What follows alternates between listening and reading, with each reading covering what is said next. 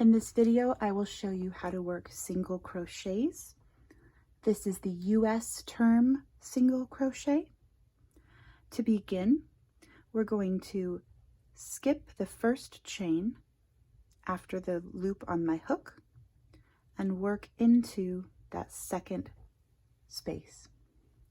So, in learning to count chains in the previous video, I know that this is my first chain and this is my second chain.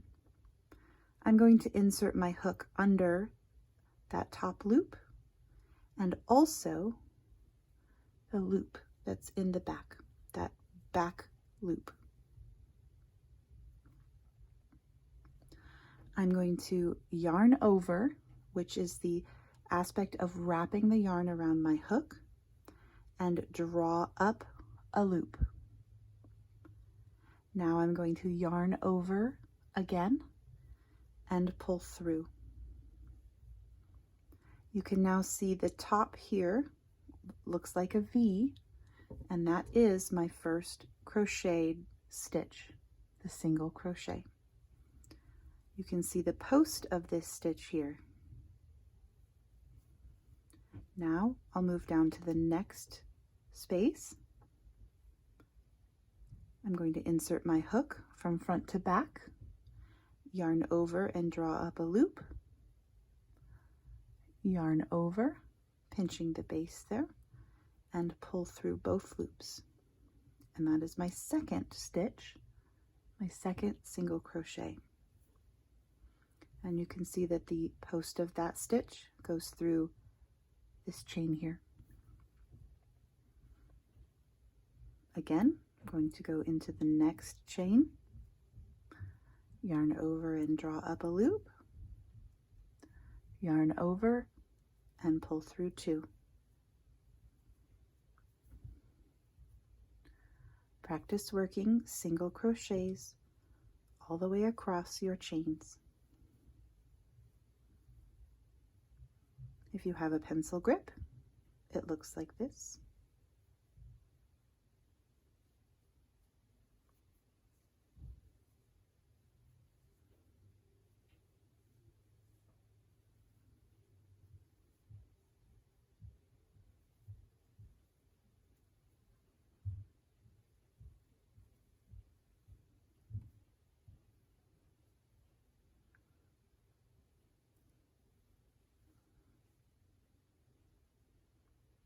I go through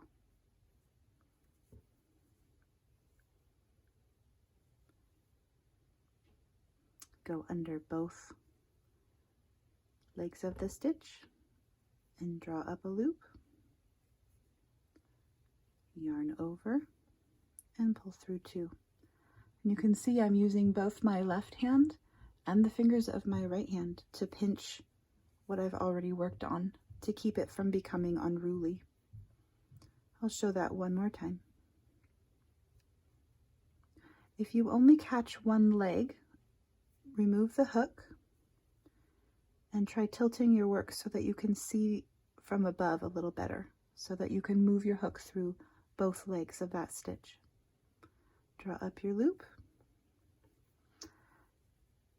yarn over and pull through two. And you can see that my natural gravitation is for an overhand hold rather than a pencil grip. It's just how I feel more comfortable, but you may find the pencil grip to be more comfortable as you crochet. So practice it both ways until you find something that works best for you. When you get to the end of your chain, you'll see the slip knot. So you'll want to work into the chain, and that slip knot will be right at the end.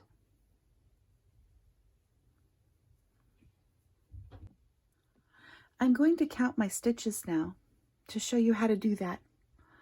I started with 14 chain, but I should have 13 stitches because we skipped the first chain after the hook when we started this row. We did that because that chain acts as our turning chain, or what brings the height of the row up for the stitches that you work after that. That will make more sense as you learn more about working rows and using different stitches. So starting over here, I have 1, 2, 3, 4, 5, 6, 7, 8, 9, 10, 11, 12, 13 stitches. Remember, we do not count the loop on the hook as a stitch. So I've made sure to work through each of my chains with the exception of that first stitch, which became a turning chain. Now, to proceed into the next row, I'll need to chain 1. So we yarn over and pull through. You can see that that adds height.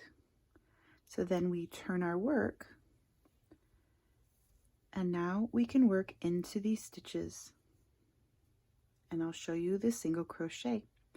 This time we're not working into chains, we're working into stitches. So again, you're going to insert your hook under both legs of the stitch below.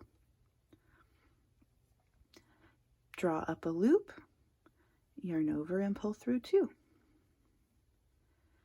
It's easy when you look from the side to see where to put your hook because there's actually a small hole there. If you're looking at it from above, you'll see the front leg and the back leg of your stitch. You put your hook through there, yarn over and draw up a loop, yarn over and pull through 2.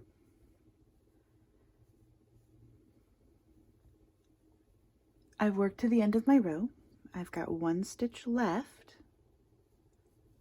so I'll work 1 last single crochet, but you can see that there is a little bump here, and that can be very tempting to work into, because if you look at it from the side, it almost looks like a stitch. So there's a temptation to do that, but you don't want to, because that's not actually a stitch, that's the side of your work. So if you're finding that your crochet is growing as you work, it may be because you're working into the side rather than into the top of your last stitch of your row. So let's count and make sure I still have 13 stitches. 1, 2, 3, 4, 5, 6, 7, 8, 9, 10, 11, 12, 13.